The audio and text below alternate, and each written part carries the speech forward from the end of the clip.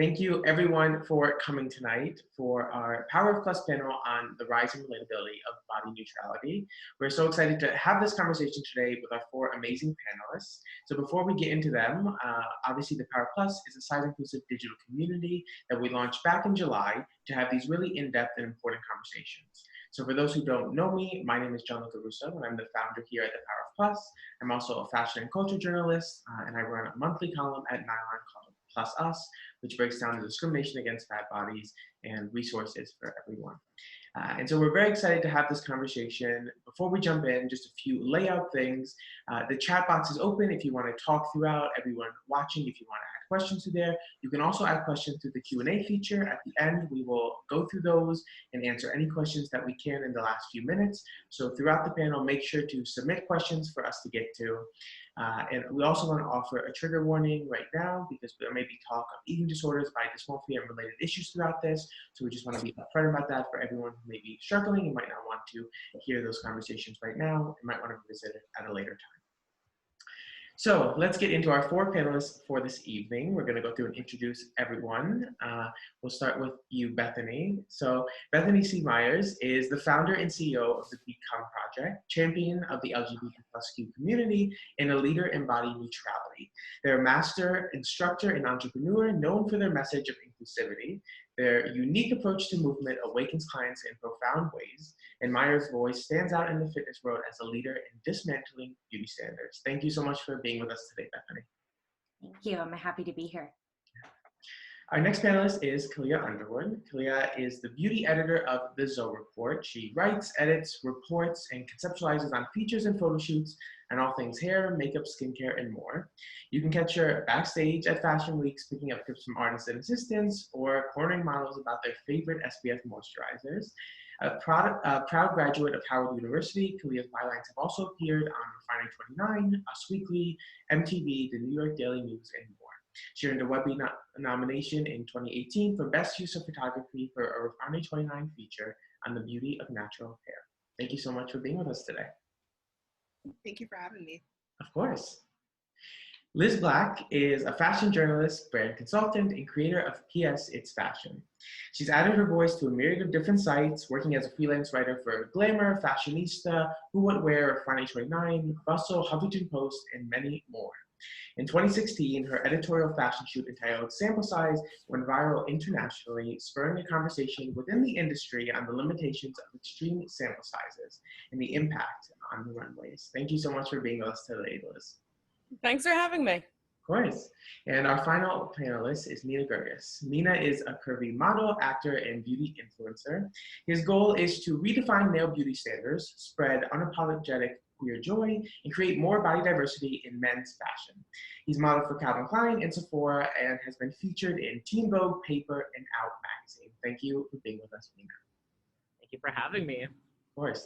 So we're so excited to have this conversation, and I figured we could kind of start with how body neutrality has entered each one of your lives individually and impacted you personally. So Bethany, maybe we can start with you, if you can kind of go through how you first came into knowing what body neutrality is and how it's impacted you.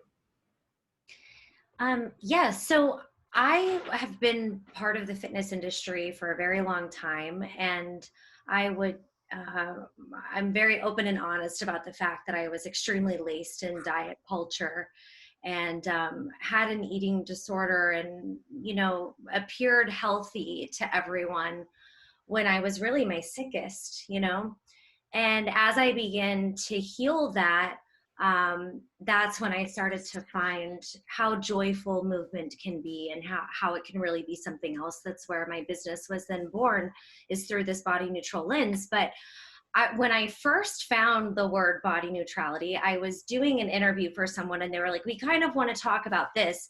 And I was like, I felt very angry at the term, and it made me feel really mad because I was, of course I had to love my body, right? Of course I had to be positive about it. And the idea of being able to be neutral and like potentially have days where I didn't feel great about my body was such a bizarre, such a radical idea. And it made me feel really upset at first. And then I think as I started reading more about it, it was so fascinating. The idea was so completely fascinating because body neutrality takes the attention away from the physical self and from the container that we exist in, right? Like, it's no longer about the body, it's about the person inside.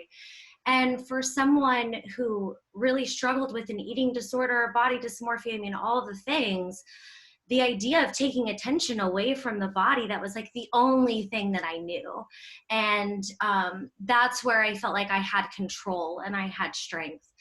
And this idea just completely consumed my mind. And soon I found it was the only thing I wanted. It was the only thing that worked. You know, it moved me into a different reframe about how I was thinking about the physical self.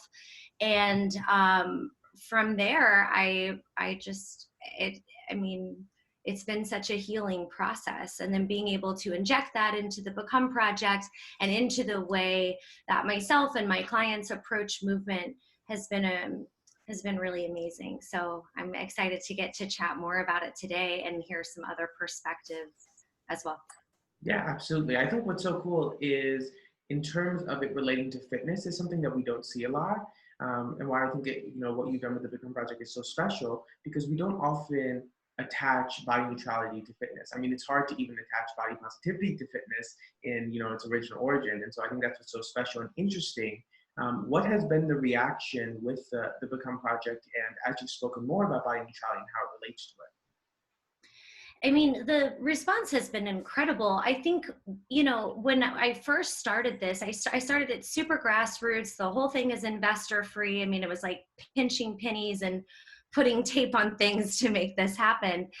And, at the beginning, when I would talk with business advisors, potential investors, it was so clearly laid out that fitness could not be sold without the promise of weight loss or without the promise of physical change. I mean, everybody was just like, that's the crack of fitness. That's why people come back. It's the before and after pictures. It's the challenges. And I knew how damaging that was for me. And I could no longer continue to perpetuate that idea. And so when testing it, right away, the response was so vibrant and was so exciting. And the people who were like, yes, this is what I need, this is what I want. And maybe a slower build, but I think especially now, and even more specifically with COVID, I think COVID highlighted for so many people why movement was not just about losing weight. Like, I think during this time, people were like, I can't go to the gym. I'm stuck in my house and my brain is going to explode. I need to do something. And so I think that even more so now we're realizing how important this idea is. And I really love to think about it of changing the motive for working out, which is so neutral in and of itself. Mm-hmm. Yeah, absolutely. And so, Liz, we'll jump over to you now. You have been in the size inclusive and body positive space for a while now, but lately you've had a lot of conversations on your Instagram and openly about body neutrality. When did body neutrality enter your life, and what about it kind of attracted you to this movement? Well, I think that I've kind of been following along more with body neutrality over body positivity for some time, but just without having an understanding of there being a label put to it. At this point of time, especially, I'm kind of fed up with how co-opted body positivity is and how, commercialized it's become, in that actual brands are just co-opting it to mean literally we're putting someone who isn't a sample size model into a garment. And even though we aren't diverse or inclusive or even carry larger sizes, we're still going to say that we're body positive and put this label on it because look how brave we are that we put a non-professional model in something. So I've been finding kind of a level of disgust with it, because it's just, it's not surprising because of us being in a capitalist society that this kind of stuff would happen, but it's just become exceptionally frustrating. And I feel that body neutrality is kind of the better term to apply for how I exist in life and kind of the message that I am trying to get across to people. I think a lot of people, and I've had conversations with a lot of followers and friends that I know in real life as well, but talking about how body positivity, as we think of it, seems completely unattainable to them. It seems just totally out of reach because they just feel so much hate towards their body that the idea of being able to like shout from the rooftops naked how much they love themselves and all of their perceived flaws, it just seems completely impossible for them to ever be there. And body neutrality feels like something that could be more attainable because it does leave room for, you will have bad body days and good body days and days in between where you don't think about your body. And that's kind of what I'm trying to help people get to, because at the end of the day, our aesthetics will fade over time. It's not the most important thing about us. And similar to what Bethany was saying, it has a lot more to do with who we are inside. And I think that if people can start appreciating more of what their body does for them over just how it appears, they would find a lot more satisfaction with self. I know personally, and I'm genuinely concerned that I hope it doesn't come across ableist, but I watched my mother battle advanced Parkinson's for 9 years and lose abilities that we take for granted. So I genuinely cherish my body for the sheer fact that I can go to the bathroom by myself and I can leave the house whenever I want. I'm not tied to a seat where I literally can't leave unless someone takes me out of the house. I can just take care of myself in the minorest ways and not have to think about it. But watching her lose all those abilities made me appreciate the fact that I can do that so much more. And how can I hate a body that lets me do all those wonderful things? Like, I truly appreciate those minor things. And, also similar to what you're talking about, Bethany, during quarantine, I've been working on my relationship with exercise because I dealt with disordered eating and disordered exercising for many years, where I'd go to the gym for hours and make sure that it said I burned 1,000 calories, and I'd go home and eat less than that. And that was my behavior, and it was encouraged by pretty much everyone in my life because I was being a good fatty, trying not to be fat. So no one ever told me it was bad. So my entire approach to weight loss for pretty much my entire life until recently has just been, you work out to lose weight. That's the only reason you do it. So anytime I did do it, it would feel almost like an internal battle sometimes of like, am I abandoning my acceptance of self because the only reason you work out is to lose weight or to change your body? So I've been looking at this more as, I've worked from home for a long time, so I've been at home, but we previously lived in Jersey City off and on for 12 years. So I got to walk around a lot and move around a lot. Now we're stuck at home like everyone else. So it's just so important that I spend some time moving every day. And I've been doing Beat Saber as a workout with the Oculus Quest, and it's been an absolutely fantastic workout. And I now do this daily, and I feel so much better on a day-to-day basis because of it. So being able to kind of change my entire relationship with it has kind of put me more in that type of mindset with, maybe there's a different approach we can take instead of screaming body positivity at people who just can't fathom that world. Maybe there's some middle ground we can kind of meet at to be like, hey, wouldn't it be great if you can get to a place where you just don't think about your body and you can just do a thing? You can just put clothes on, get dressed, or go to the beach, or wear a sleeveless top and just not think about, oh, what does my body look like? What do I have to fix? So that's why I've been trying to kind of change the conversation to that a little bit more lately. Yeah, absolutely. And you brought up a lot of good points there that I want to expand on. One of them being, of course, talking about your own struggle with disordered eating and exercise addiction as well, something that's very common in our community. And Mina, you and I talked about this when I interviewed you for Teen Vogue last month. Tell us a little about your personal journey with body neutrality and also fighting an eating disorder and disordered eating patterns throughout your childhood and childhood. So for me, I think a lot of men grow up with the idea of being obsessed with how our bodies look. It's just kind of ingrained in how we grow up. we don't even question it. It's just something that you think about all the time. And then as queer men, these ideas of having muscular bodies become even more important within the queer community. And so I struggled with disordered eating, disordered exercising, basically my entire life, and still struggle with body dysmorphia now because the gay community puts muscular bodies on a pedestal over everything else. And so when I discovered body positivity, it felt freeing, but it also felt really alienating at the same time because men still haven't adapted that as something that we can look to. And I found myself still comparing myself to other people. And when you're one of the few queer men who thinks about body positivity, and it's still not a common thing in the community, you can still feel really isolated. And I actually found out about body neutrality I was doing an interview with Amma Scriver. I'm not sure if you are all familiar with her, but she was like, how do you feel about body neutrality? And I was like, I have no idea what that is. And then when I Googled it, I was like, this sounds a lot more freeing of this idea that as men, we don't have to be obsessed with our bodies. We don't have to normalize diet culture. We don't have to feel like everything we do is just based on how we look or so it was really freeing for me, but I find that it's still a really difficult conversation to have as men, as queer men as well, because we haven't even touched the idea of body positivity.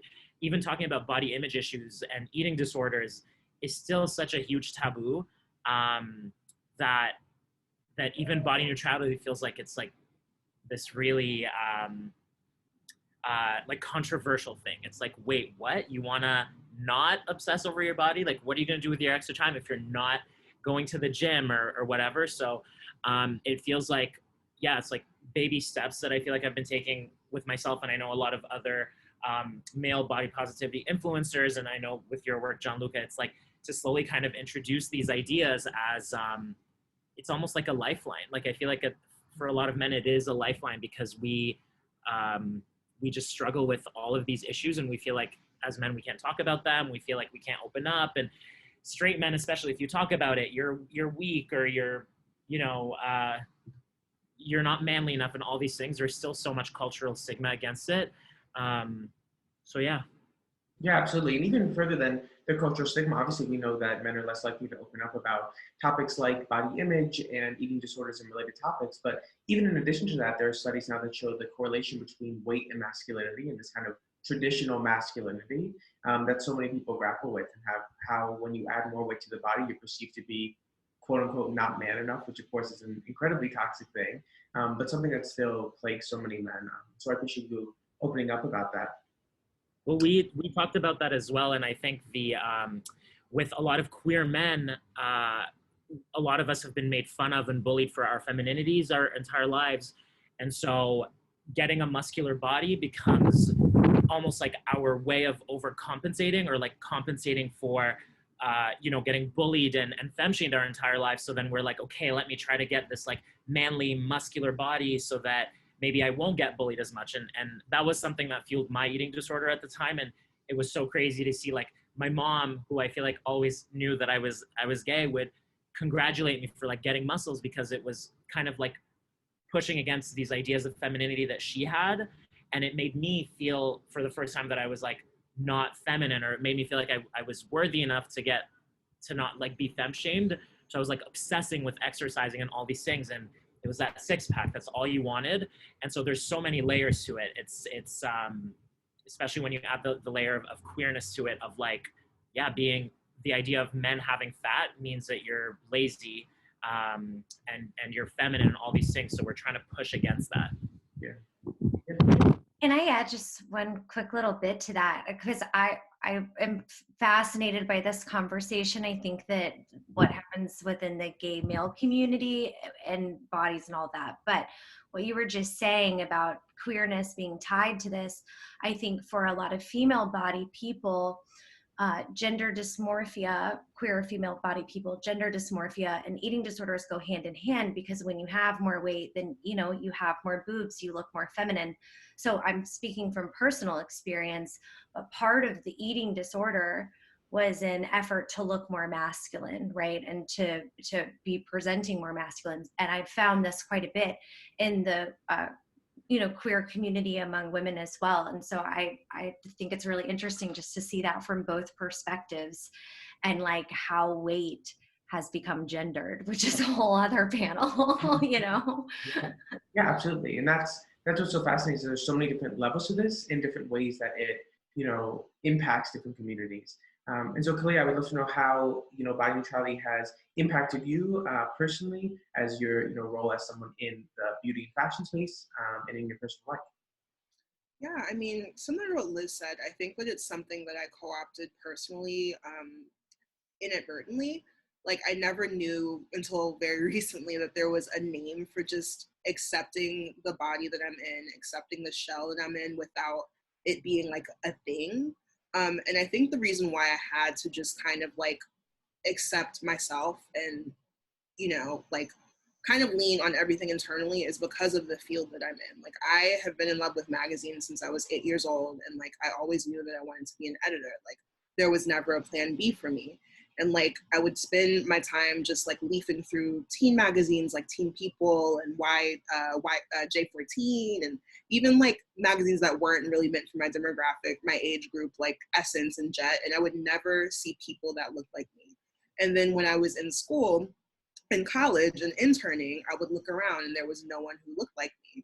But because it was so important for me to make it in this field and to do what I'm doing now, it's something that I just kind of had to ignore. And like, I know that I'm supposed to be where I am because I'm qualified. Like, I went to school for journalism. I've been writing as like ever since I could hold a pencil. And like, I have a lot of qualities that put me on par with the people that I work with and the people that I'm surrounding myself with. And so the self-doubt, it's natural, you know, no matter what field you're in, but especially in fashion and beauty, where, you know, there are a lot of thin people, there are a lot of white people, there are a lot of people who just like do not check off the boxes that are traditionally checked off. And, you know, there like, I still deal with a lot of insecurities. I still deal with a lot of self-doubt, but I found that if those are the things that I kind of like sat in, I would not be where I am right now. Like, I couldn't. So I think that it's just something that I had to do really for survival. Mm-hmm.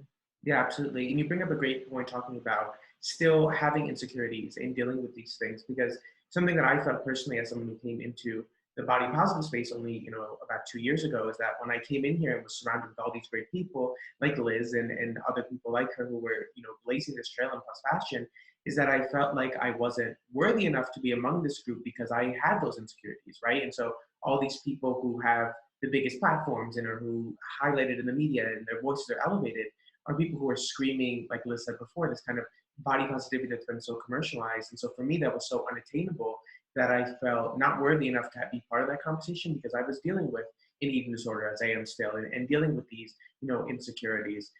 So I would love to know, you know, opening this up to all four of you now, how body neutrality has personally helped you guys fight, you know, insecurities and fight your own personal body image journeys. Whoever wants to go first on that one, I just open that up to everyone.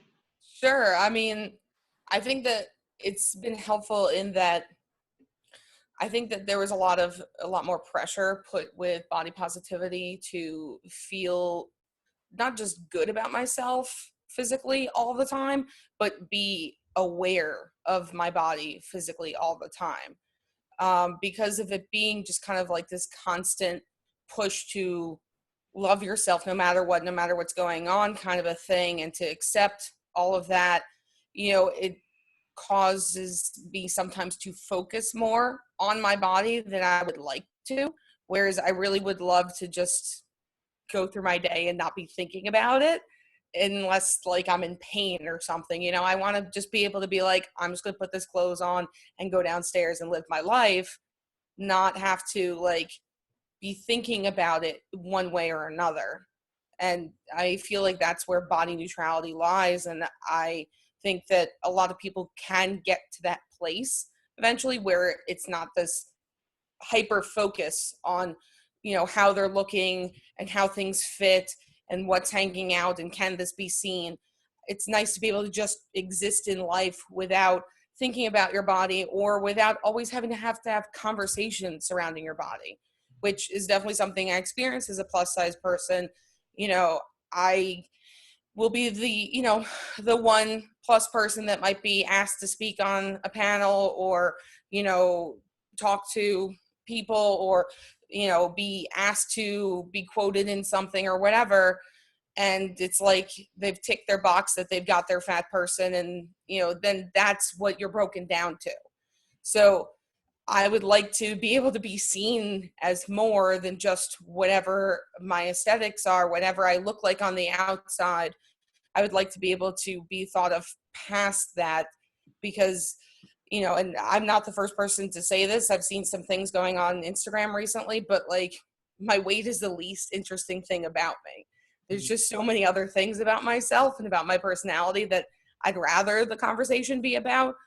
And I think after, you know, 10 so years of focusing a lot on body positivity and just kind of using that as a blanket term, for a lack of a better term, because it's just not me hating myself, so then it must be body positivity if it's not self-hate. You know, just, it's been a lot of conversations where I've had to talk about my body at length to kind of just, you know, explain my existence and prove why I should be considered to be in a place or be included in something, because, you know, that's what I'm being broken down to. Yeah, I mean, that's incredible, Liz. It's so funny. Somebody just wrote in the chat about fat liberation, and that's what I was thinking about when you were talking. You know, I think body positivity started something that was really great and came from a really good place, and then, you know, it gets washed over and we find new words and we find new things, and, you know, body neutrality will probably be something else in the future. But I think like something that's really been coming across to me is what we have to do, and like what we're doing even sitting here within this panel, but we have to start to change society's perception of what health is and what is valid and what is worthy, because there's one type of body that's socially accepted.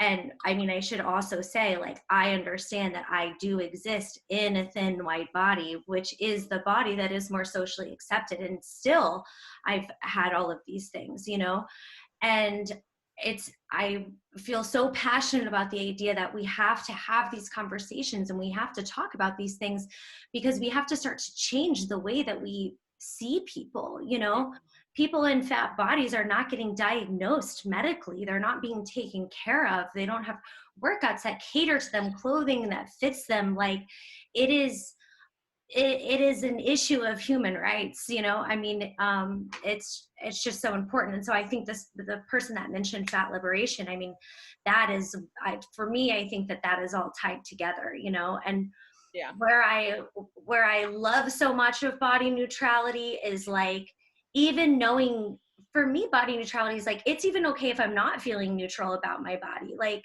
some days I'm feeling that body positive, some days I'm feeling the body hate, but like every single day I'm going to sit there and be like, I respect this body. Yeah. You know? It's balance. Yeah, it's so balanced. You know, it's like being okay with it all. And I just saw like an Instagram meme that was like, we don't need to change our bodies, we need to change the society, you know? And I think like that's why we're all sitting here together today. Mm-hmm. Yeah, I totally agree. Khalea, do you want to talk about how, you know, this movement and talking about this topic has helped you with your own body image journey throughout the years, especially someone now who is in these spaces that are predominantly thin and white in the fashion industry, how it's helped you to deal with those uncomfortable moments and kind of continue to push past them? Yeah, I think that if I didn't embrace this notion of body neutrality, then I wouldn't be able to enjoy the perks of being in this space that I'm in, or even just moving around freely. Like, I still deal with a lot of insecurities, but like before a couple of years ago, especially in my early 20s, late teens, like there were times when I didn't even want to leave home. Like I would just shut myself in. I wouldn't leave bed. Like I would wait for the weekend so that I could just be in bed all day because I didn't want to be seen. And it's something, again, that I had to just snap out of because I really had no choice. Like I live alone, you know, and I live in a really cool city. New York is an awesome city. So I just don't want to deprive myself of the joys that I deserve. And last summer, I actually had a watershed moment. I was on a press trip in Palm Springs at this really cool hotel, and like everyone was chilling by the pool because it was like 150 degrees outside. And there was a split second where I didn't want to sit by the pool and cool myself off like everyone else was doing because I was just so hesitant to be seen in a swimsuit. Like before that summer, I hadn't worn a swimsuit in public in like 3 years. But then I eventually just said, like, screw it. Like, I look how I look. Like, I don't love it, you know, which is okay. It's something that I'm still working towards, but like, this is me. This is who I am. And I deserve to be by the pool like everyone else. And really, that one weekend has helped me so much since then because, like, you know, again, like, being in the beauty and fashion space, like, we have the privilege of going to different places, like, you know, for press trips and, you know, for fashion week. Like, I've been able to go to Milan and Paris, where traditionally someone like me wouldn't be backstage or wouldn't be front of house. But I had to ignore that so that I can enjoy just being in Europe and I can enjoy the fruits of my labor. Mm-hmm. Yeah, absolutely. And you bring up such a great point there that Bethany Liz touched on as well. And that's kind of just realizing that your body is what it is, right? Like sometimes you might feel great, sometimes you might not. At the end of the day, like that is your body, that is what you live in. And so to deprive yourself of, you know, happiness and any human enjoyment that someone who doesn't live in your body has, it's really a terrible thing. And it's something that we shouldn't have to go through. And of course, we do have to go through that because of the way society has conditioned us. But that's why I think this is such an important conversation and an important movement, because it's showing us that, you know, this is the way we look at the end of the day. We don't have to love it and we don't have to hate it, but we have to exist in it, and we can't equate our worth to that. And so, Mina, you are, you know, very open about your body now on social media as well. How has that been for you to, you know, overcome your eating disorder and your body image issues, and now to be very public about your body and to, you know, be able to go out in a swimsuit and photograph in a swimsuit? How has that personally felt to now be at that point in your life where you can do that? Well, someone asked if you could do, if you could incorporate both body positivity and body neutrality. And before they asked that, that was actually how I was going to answer this, was that I feel like for me, it's a mix of both body positivity and body neutrality, because it's not realistic to not think about your body as a gay man. It's like you'll literally be on a dating app and someone will write on their bio like fit men only or muscle only, or like, you know, you'll put your preferences and you'll make that very, very clear.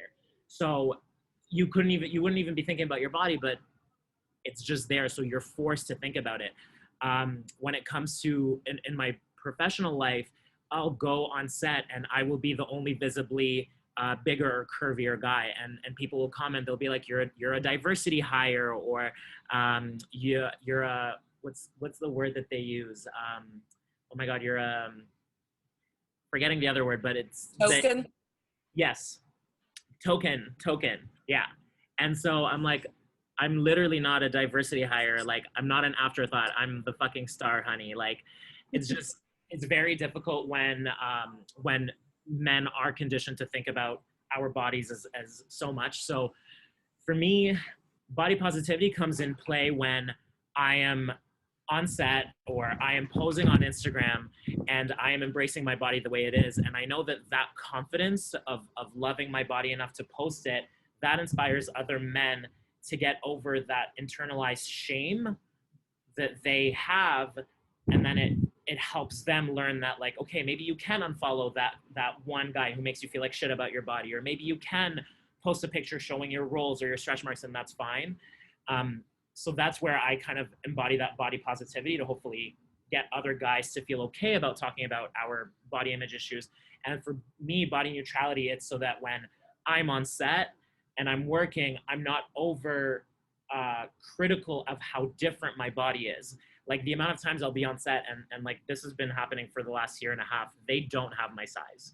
They do not make my sizes. I usually have to sit out of certain photo shoots if they don't have sizes that are big enough. I've had so many like really embarrassing moments on set where they'll have to like, and this only happens to me, right? In comparison to all the other guys, they'll be like, the stylist will be like squeezing and like trying to do all things. So it draws attention to my body as the one that is like not supposed to be there, the one that is different. So that's where that body neutrality comes in, where like I take myself to the washroom, I do my little breathing exercises, I say your body's worthy, it is not any less than, you deserve to be here just as much as they do, and that's kind of it. So for me, I kind of alternate between body positivity and body neutrality based on like the situation at hand. Yeah, absolutely. And I think that's such a great point that the person brought up in the chat, is that they can coexist, right? And I think that's the problem with that we're seeing more with the commercialization of body positivity, is that it's becoming so one or the other, where it's like if you say to be body positive, but then you also post about like having really bad insecurities and not wanting to show yourself, it's like, well, how can you say you're body positive? Whereas body neutrality is more open, right? There's not these lines to be drawn that you qualify to be body neutral or not. And I think they can absolutely exist together because of that, because it is so much more about the everyday and so much more about, Khalea, what you were saying, like not feeling like you can't leave your house because you don't feel good about your body, right? Because that's like equating your worth to your weight, which is something we never want to do, because those things should not be correlated together. Liz, do you want to talk a little about going off the commercialization of body positivity, going to now how we can continue to push forward in this positive direction in terms of, you know, the intersection of body neutrality and fat liberation in representation as well, how we can push towards a more inclusive future? Yeah, I mean, I think in terms of the commercialization of body positivity, or, you know, they'll probably eventually take body neutrality or fat liberation or anything else they can turn into a buzzword. But I think that we have to really be, you know, fighting against them and holding them accountable, that if they want to make these claims, that they better fucking put up and show us that they're expanding their sizes, that they're going to have a very diverse cast of models, and not here's our one bigger model and this is what you get, here's a size 8, be happy. Like, I want to see true inclusivity and diversity. I do think, yes, things are definitely getting better. I think about how things were when I was a teen, or even when I started in the fashion industry, and I can recognize that things have improved. But now this is like the other end of it, where it's the same thing as the diet industry rebranding as wellness, you know, but it's still about weight loss and taking your money. This is now a whole entire thing where we're body positive because we put someone slightly larger in a garment, and that should be enough for you to be satisfied, because look, we're doing something. But if they want to claim that, then let's hold their feet to the fire and say, okay, you want to make these claims of being body positive, where are the things in my size? Where are the things in the sizes bigger than me? Where are the models that are representing those people? Because otherwise there is no body positivity in it. So I think we have to be vocal and challenge any brand that wants to make those claims, because quite honestly, they could just put people in clothes and just leave it like that. They don't actually have to try to sell activism back to us and under the guise of like actually giving a shit, when truly they're just trying to make money and sell garments. They could just make money by selling the garments without turning it into a thing. But yeah, if they're going to use those terms, then we have to hold them accountable. And, you know, if that's the way that I'm going to make, you know, things be more inclusive, I'm okay with fighting this good fight continuously. I've been doing it now for over 12 years. And thankfully, I'm not alone with that. There are plenty of people who've been doing this too. And, you know, we can't relax. We can't settle with it. We have to just keep pushing forward and trying to improve things for all of us. And that is by things being more inclusive. And that's across the board. That's not just size. That's everything. It needs to be more inclusive and more representative of like what actual human beings are. Right. You know? Yeah, exactly. And I think if you bring up a great point, if you're going to use these terms, then like actually mean it in the true definition of the term, not just kind of just like washed away definition, but really what it's supposed to mean. Because we all know here at this panel and everyone watching that representation matters for a reason, right? Like if we see if we just see bodies normalized, that's going to impact us and help us to normalize our own bodies. But when we see other bodies represented, it's just going to widen our perspective and make us feel more welcomed into the conversation as well. Absolutely. I mean, it's on the same level as like a brand, you know, shouting Black Lives Matter, but then you look at all of their social media and all their advertising and they don't have anyone that's darker than me. So it's like, well, you want to make these types of claims, you want to say that you're these things, well, prove it. Or shut the fuck up. One or the other. Yeah, basically. Bethany, do you want to talk a little about the future of body neutrality in the fitness space and how you plan to continue to push for that? Yeah, of course. You know, Liz, every time you say something, you really get me going and inspired. You know, talking about a diet culture just being rebranded as wellness. You know, I think like within the fitness space, you are seeing some of this like body positive claims or like for everyone claims, but it just doesn't always translate. And, you know, at the end of the day, I see the majority of fitness is selling weight loss or they're selling some type of issue with your body. And that's not what it should be about, you know? I mean, I am consistently like, I have a lot of rules at the Become Project that I've had for years on my side that I always wanted for this. No before and after pictures. Before and after pictures don't help anyone because they do not tell a true story of that person, you know? And sometimes the thinnest is the saddest. And I mean, you know, you can pose in cameras and I mean, no challenges, you know, doing workouts every single day in order to win a prize at the end of the month, because that negates the fact that your body needs rest some days, you know? I mean, we're not designed to be working out all of the time. And then something else that we do at Become is it's really a lot about how you feel and not so much about how I would like for you to feel. So before and after each workout, there's like an emotion check-in sort of thing. You can choose words of your own, but it's how do you feel before your workout? How do you feel after your workout? And oftentimes the mood is boosted. I mean, most of the time the mood ends up going up, but there's also an acceptance of it being okay if it doesn't change. And I'll never forget, this client wrote me one time and she was like, before the routine, I checked that I was really sad. And after the routine, I checked that I was still really sad. But the difference is that I was okay with being sad, right? It was like, I just need to be sad right now. And I gave this time to my body and I appreciate that. And like, I think that if we can start to treat movement as something different and not this I have to do this. Like, Liz, again, you really spoke to me when you were talking about you had never even thought about working out for any other reason than to change your body, you know? And if we can start to take the dread away, we can create joyful movement and this place where it's like, I'm moving because I want to fucking move, you know, I need this for myself. And that's it. This is the first time in my entire life that I've actually been excited to get to work out. Right. Like the motivation changes, you know, and I always think I'm like, nothing good comes from guilt and shame. I was raised super religious and I was like guilted and shamed my entire life. And it didn't get me anywhere that I needed to go. And the same thing is not going to happen with the way that I treat food or the way that I treat exercise. Like, we have to figure out how to approach this different, because people are not okay right now, you know, and we need to be okay. Yeah. Yeah. And I think it's kind of similar to what you were saying. Your one client had said about feeling sad before and after. I think that there kind of needs to be this, I think it'd be great if we could all work on kind of accepting the fact that it's okay to not be okay. That if you have a sad day or an anxious day or a depressed day or an angry day, or literally a day where you feel all of those things all at the exact same time, that's normal. Those are reasonable things, especially now.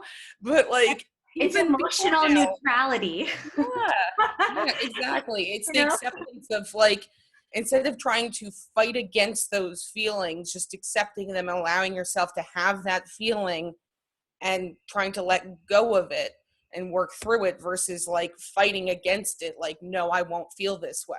Mm-hmm. Sometimes you can then work out, well, what is actually causing those feelings? You know, why am I feeling this way, say about my body or about this other thing? You know, allowing yourself to actually accept that feeling instead of being like, no, I'm okay. I'm okay. Right.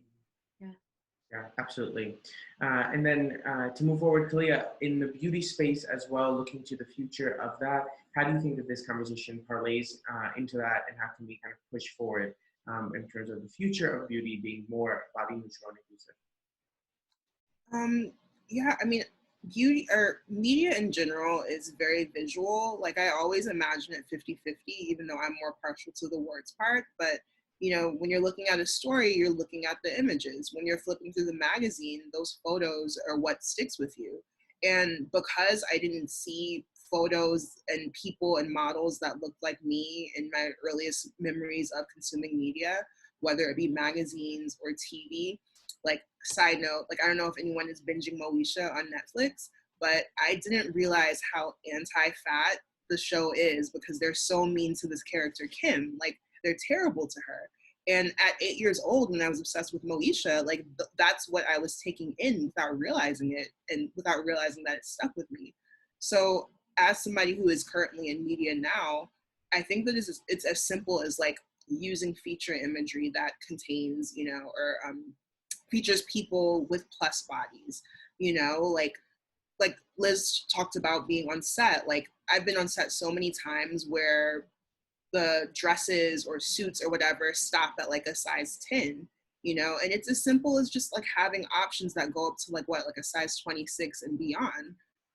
Like, these little changes can make even bigger change. And, you know, you'd be surprised to find out that, like, it's not happening behind the scenes, even still in 2020. And it's really disappointing, but that's something that I impress upon my writers all the time. Like, even aside from body shapes, like skin tones, like, are you using a feature image if we're doing a roundup of foundations? Like, are you pulling the first fair foundation, or are you going to the middle and to the end of the shade range? You know, these things are really intentional, and these tiny steps can, I think, invoke a bigger change across the board. Yeah, absolutely. And, you know, as someone who works in media myself, I can definitely relate to that, and can say definitely that behind the scenes there is not as much change as people make it out to be. And it's definitely, especially now with the pandemic and so much in our landscape changing, it's something that we have to continue to be vocal about and prioritize, because unfortunately a lot of people view it as extracurricular or something on, you know, the sides that isn't a priority, and so they'll let it slide, especially now with other things to focus on. But before we jump into Q&A, Mina, obviously this is a conversation that we could have together for hours, but how do you want to continue this conversation around body neutrality in the men's space going forward? To be honest, I still sometimes struggle because it feels like, I mean, you and I can probably name the number of men who speak on body positivity online on like maybe two hands, maybe max. Probably. Max. And I think I'm being generous with that. I think it still feels like it still feels like a really difficult conversation for a lot of men to have. It's a conversation that brands don't want to have. Like, they just kind of like refuse to even touch on the idea of including plus size men and having large, like bigger sizes. It's kind of accepted that it stops at a certain spot and that's it, and no one does anything about it, and everyone's complacent. My hope is that we get more allies within this space to kind of almost bring some of the momentum that we've seen with women and kind of bring it into the men's side. Again, a lot of the time it feels very, very hard to be kind of creating this content or putting this stuff out there, and because there aren't many people in that space, you're mistreated on set, and you know, they don't figure out how to treat you properly or how to dress you. So my hope is that moving forward, we can get more allyship to really help the men's side of things move forward. Yeah, absolutely. With a few minutes left, I want to jump over to our Q&A. We have a few questions to answer. The first one being someone brought up the topic of weight loss. And obviously, Bethany, you spoke to this as well. The fitness industry has long promoted that as kind of being the only reason to work out. But a lot of times now people are complimented on weight loss or a change in weight, despite the fact that it might be because of disordered eating or another health issue. In those moments when they are complimented on weight loss, quotes around the word compliment, how can they respond in that situation that might be difficult for them? Yeah. I think, Liz, you wrote out a reply, but I didn't get to read it yet. So I'd love to hear that one as well. But first of all, it's never okay to comment on people's bodies. It's just something we should not do because we have no idea what we're commenting on, and regardless of the size or the weight. And I found that it's actually sometimes very difficult not to do this because we've been trained that it's socially polite. So if you do see someone that you haven't seen in a while and they've lost a lot of weight, even if you don't think that they look good, or I think sometimes it's kind of a natural reaction to feel the need to comment on it, which is interesting because that just shows how deeply ingrained it is in us. As far as responding, this fully depends on the situation of who it is, how it's said. Family is sometimes tricky.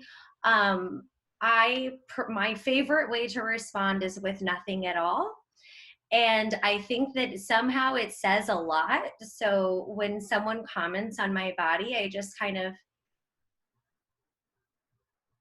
and there's a really awkward silence like that, and it feels uncomfortable. But suddenly I think that I usually see a moment where they're kind of like, oh, did I really need to say that? Like that was kind of, it just is kind of like, oh, why am I even talking about this person's body? Because it actually is a weird thing to say anyway. So that's kind of my favorite response. I will say that I was with my spouse's Italian grandmother who's 94 years old. And like, if anybody has an Italian grandma, they are fucking crazy and loud. And she made a comment on my body about some sort of weight thing, past stuff. And I was very, very honest and outright. And I was like, that was when I was starving myself and not taking care of myself, Grandma. Let's not talk about it. I don't know. I think that it is kind of dependent, but I think that oftentimes no response can get you where you need to go in a social situation. Maybe it's something that later you could pull them aside and like talk about, in a way that feels comfortable for you. Yeah, Liz, do you want to talk a little too? I saw you wrote a reply in there. Do you want to expand on that? Yeah.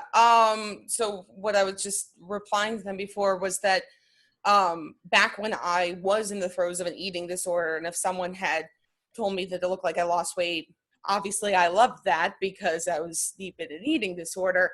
And I would tell people, like, if they asked me what I was doing, I would tell them how little I was eating and how much I was working out. No one ever really had any kind of concern because I was still a fat person that was doing those things. But being out of that many years, I had kind of a relapse for a little bit where it was before I had an understanding of dealing with anxiety, and I was experiencing that kind of for the first time in a major way. So I wasn't eating, and it wasn't so much a conscious thing of like, I don't like my body, this is why I'm not doing this. It was just more of, I think, probably a control thing dealing with the anxiety itself, but also I didn't have an appetite. And working in the fashion industry, people love to say things, and I had more than one PR person comment and be like, oh, you've lost weight, and what have you done? And I told them, I haven't been eating. And so similar to what Bethany was saying with like not saying anything and then realizing it's awkward, I told them the honest truth of what was going on, and that also was very awkward. Now, since then, and being in a more comfortable place where that isn't an issue I'm dealing with, I've just flat out told people whenever they've commented on my body in any capacity like that, that to me, it's not a compliment if you say I've lost weight any more than it would be if you told me it looks like I've gained weight. To me, I'd rather you just don't talk about my body's fluctuations, just like I'm not going to talk about your body's fluctuations. We can kind of just let it be. So I'll flat out just tell people that to me, it's not a compliment, which I know has kind of blown some minds in a very fat phobic industry where people are constantly striving for thinness. they don't seem to fully, I'm generalizing, but a lot of people I've said that to are shocked that I don't want to be told that I look thinner. But I do it very nicely. I'm not an asshole about it or anything, but I flat out tell them I would, if you want to compliment me, you can tell me I look beautiful. You can tell me you like my outfit or my hair is something I have control over, or you can compliment me on my work, my personality, something like that to me is actually important, because my body size is not a reflection of my worth or anything to me that I really want to be complimented on. Because I also just don't see weight loss or weight gain or whatever as being an accomplishment. So I don't really feel like it's something worth complimenting on. Just like, why would you compliment me on my height? I mean, I'm 5'6". It's okay, I guess. I don't know. To me, it's kind of on the same level. Yeah, yeah, absolutely. And I think that goes back to Bethany's point as well about this being so deeply ingrained that it's kind of like even second nature for them to just say that, when really it's like, you don't need to, and like, just don't say anything at all. Like, you can compliment a million other things that have nothing to do with your body, but it does take that kind of, rethinking and rewiring your brain to do that, because we are so programmed to first look at weight. Yeah. And that's why I think it's good to actually say something to them, to say like, that to me is not a compliment, like, or change the topic or be like, no, I don't want to talk about my body. Like, I think it's good to address it in the moment. Yeah, absolutely. With just a few minutes left, I want to finish on one final question. How can everyone watching, take steps to become more body neutral and to separate their worth from their weight in order to progress forward? And I'll open that up to everyone here. Throw away your scale. Buy clothes that fit you. Find movement that you enjoy. Yeah, those are all absolutely fantastic points. Yes, getting rid of my scale was immensely freeing for sure. Not giving a shit about the number on clothing tags. Yes, that's been immensely helpful, and just putting on things that feel comfortable and I feel good in. Honestly, I think that pushing yourself to wear something that you've always wanted to wear, but you've always felt like, oh, I can't do it because of this part of my body or whatever. I find that forcing yourself to do that will help you stop thinking about those things eventually. It's not going to necessarily happen the first time you wear it. You might be more uncomfortable potentially because you'll be conscious. But if you keep doing this, you will get very comfortable with it because you'll stop thinking about those things because they just are. I think the best thing you can understand is this is the body that you're going to have. This is the person you're going to be with your entire life until it's done. So the sooner you can kind of just accept that this is what you're going on this journey with, and that there isn't going to be another option, and you're not going to be able to look like anyone else but yourself, the sooner you can get to that place, the easier things are going to be, because you can just not be thinking about your body constantly. Yeah, absolutely. Mina and Khalea, do you guys want to add anything to that point? I was going to say, unfollow people that make you feel like shit about your body. And something that I have been doing a lot more of is to call out my friends when they engage in fat phobic language, or when I'm out at the gay club and I hear men fat shaming or body shaming. I call them out, and I would suggest that if you're a confrontational bitch like me, to just call that out, because once you do that, someone will learn something. And also, something that I did a lot this summer was, to donate clothes that don't fit me anymore. And I went and I thrifted clothes that feel better on my body, and I don't feel bad about gaining weight. And so just don't do anything that makes you feel like you're not comfortable in your body. Just, if you can, go buy something else that makes you feel cute, and don't wallow on the old shit that doesn't fit you. Yeah, absolutely. And Khalea, what about you? Literally everyone said what I was going to say. I repeat every single thing that was just said. Amazing. Well, thank you all so much for taking the time today to have this conversation. I'm so glad we got to talk more about this and hear all your different perspectives. Thank you everyone who tuned in today. If we didn't get to your questions, I'm sorry, we ran out of time. But you can always DM us, follow us on Instagram at thepowerplus.co. We have virtual panels every month. Thank you again to all the panelists who are here today. Make sure to follow them online so you can learn more about them and their work. Everyone stay safe, obviously, with everything going on. And thank you all again for coming. Thanks, everyone. Thanks for having us. Great to talk to you all. Yeah, You're amazing. talking with you all too, and thanks for everyone for tuning in and listening. Yeah.